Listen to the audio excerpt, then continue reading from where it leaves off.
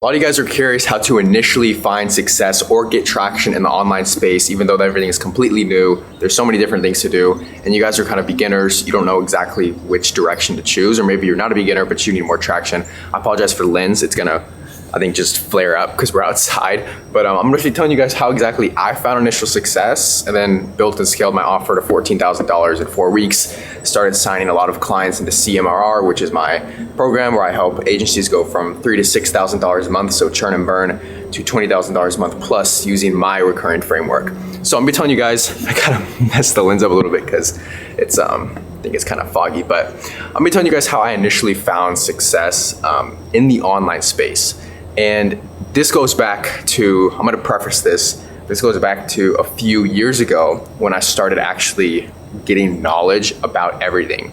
Now, what a lot of people don't understand is that they think you can just kind of skip the step of acquiring the knowledge and then building the groundwork foundation to finally have that breakthrough and then finally have that initial success. A lot of people right now want to jump into a business model, first week, first day in, and just find success, sign a client, get clarity here, get this, get that. But what a lot of people don't see is that I worked at Barnes & Noble's before I went in the online space. No, actually during. I was working a wage job, buying books and then reading during my break. And so a lot of people don't see that. They just kind of see how the YouTube channel I started posting, and they kind of see how the brand is starting to slowly grow now. Then you guys are starting to kind of see case studies, then me build up my program, and a lot of you guys are in on CMRR and stuff. And so the biggest piece of advice I would give to you is don't short yourself on the routes that you have to create before you get started. Now, I initially got started with, it was sort of it sounds very counterintuitive because my last video was actually dissing the social funnel. But what I did was I kind of learned the social funnel a little bit. I implemented it myself, and it landed me a few clients. And so what I did was I literally just had an offer where I was gonna help Amazon FBA business owners launch a coaching offer. And what happened was, sorry, this screen is really bugging out. I really had no clue what I was doing.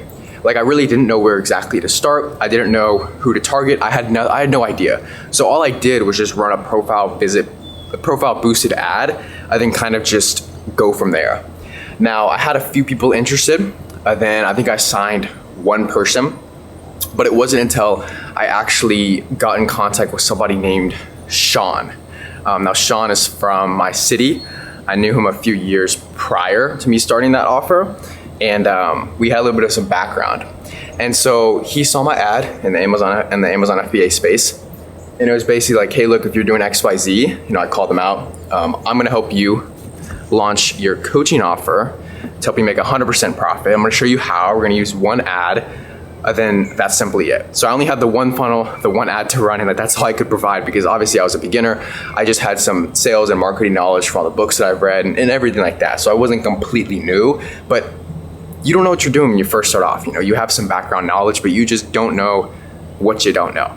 And so he slid up on the ad and he said, what are you doing, bro? Like, yo, what are you doing? Or something like that.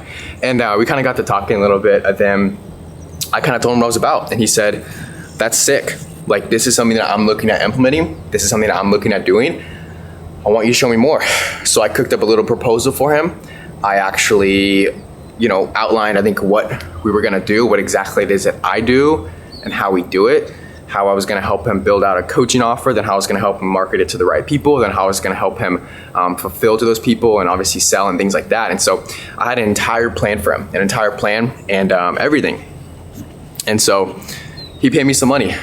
I don't remember exactly what it was. I think it was low four figures or something like that, I believe, or split payments or something.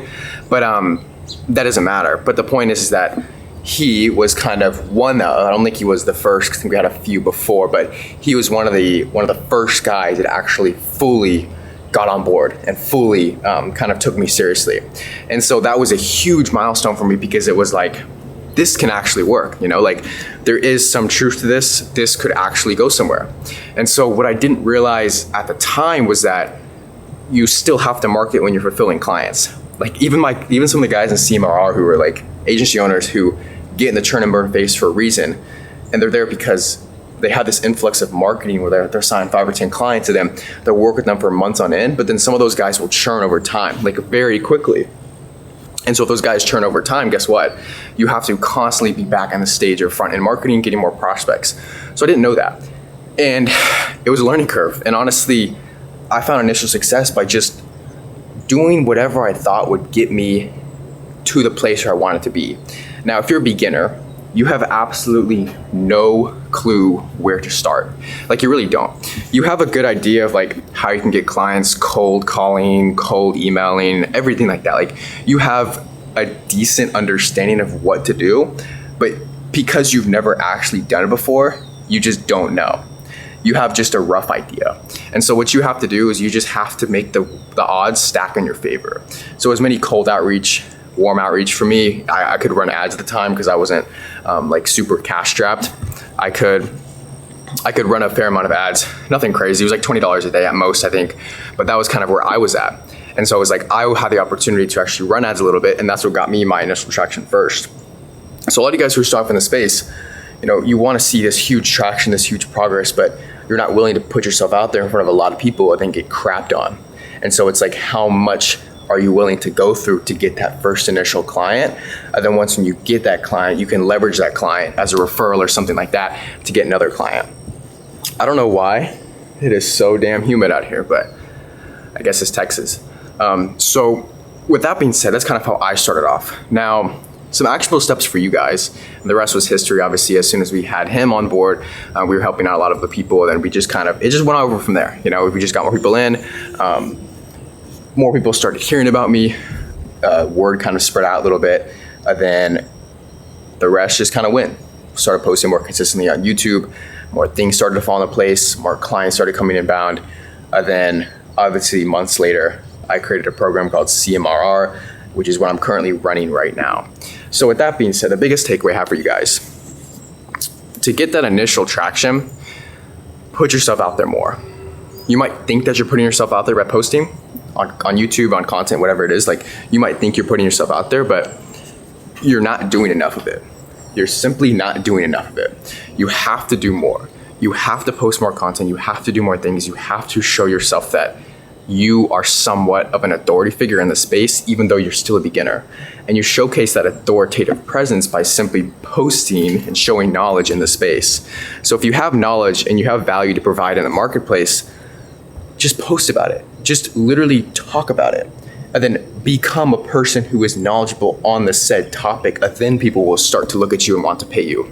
Because other than that, you're just shooting blanks. You know what I mean? You're just shooting blanks if you think people will just randomly pay you for absolutely nothing, and you show nothing on YouTube or on Instagram, and you think you can just come in here and just kind of start signing thousands of clients. Like, it's really hard. I said we're in a trust recession for a reason. People are looking for ways to trust the business owners and the human beings, but it's hard. In today's day and age, everybody is lying. Everybody is having these bold offers.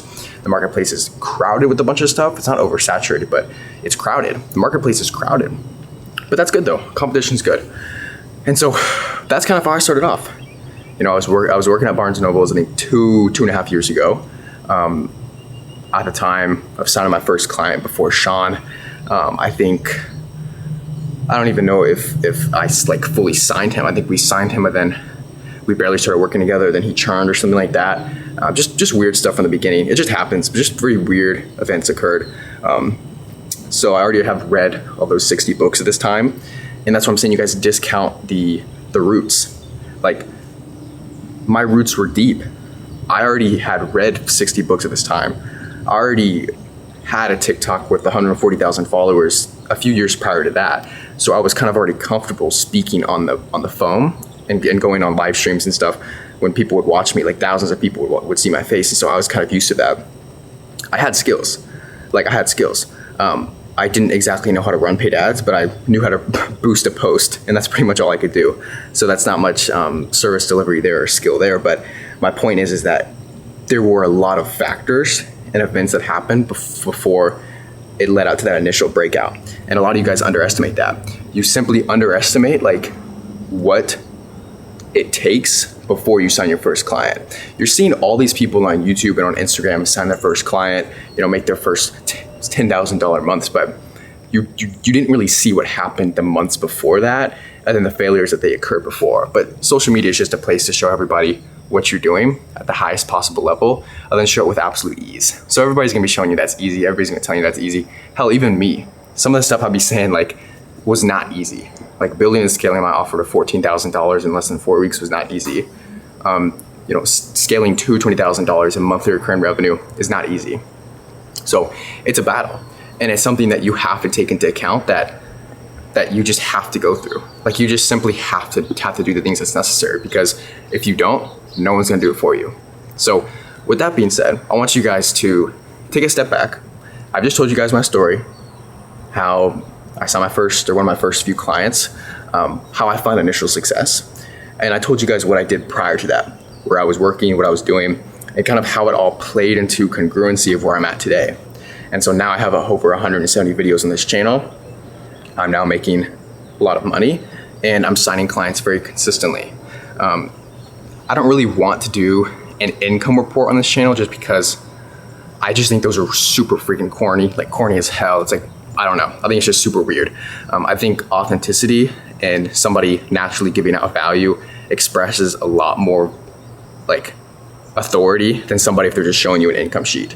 If I'm able to actually give you so much free value on this channel to where you go and sign 5 to 10 clients and then you make yourself $20,000, I think that does a lot of a better job than showing my monthly income report than that. So if I'm, like I said, if I'm able to give you guys the free game on this YouTube channel that is able to go and make you a lot of money, then that just proves to me that I'm doing my job well, and you guys can kind of connect the dots of what I'm doing on my side of things, and that I'm earning a decent amount of money. So with that being said, that's kind of how it started off.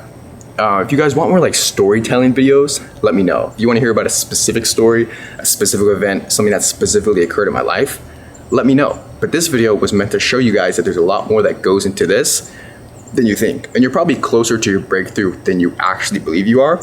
The biggest actionable takeaway I would give you for those of you guys that are watching is just, if you have $500 in your bank account, spend $200 on ads. You have nothing to lose. Just spend $200 on ads. Then everybody that comes in from profile boosted post or to a landing page, whatever you want to do from the very beginning, just talk to them. Like I was talking to a few of the guys yesterday. It's actually Ricky's brother and his friend, and they were making some pretty good top of funnel content. So they were getting a lot of people in because they were in this fitness coaching offer, and so they're doing a really good job. They had a video that kind of went semi-viral, got a little over 3,000 likes, I think, on Instagram. So pretty cool. And I said, look, they're having issues kind of with client acquisition. I said, okay, what's your most viral video? And then they showed me it. And I said, cool, how many of those 3,000 likes, those warm leads, did you talk to? And they were just kind of like, none. And so I said, just hit them up. Like, those are 3,000 leads. And so we kind of underestimate from the beginning what we have and what we don't have. We want it to be handed to us on a silver platter, like, I'm here to hand you money. But unfortunately, in the beginning, you have to literally showcase your own value to them and then ask them for the silver platter to come out with it. So with that being said, guys, it's a journey. It's a thing. It happens. But I want to make this video to kind of give you guys some encouragement, kind of tell you guys what exactly has happened in my entrepreneurial journey and how I'm in the position where I'm at today. So with that being said, that's kind of my story. Hope you guys resonated with it a little bit. Hopefully it made more sense to you guys how I started off in the space. And with that being said, I'm going to leave it off right there. You guys go take those actionable steps, do the things you know you have to do, and you will become successful, I promise. All right, man.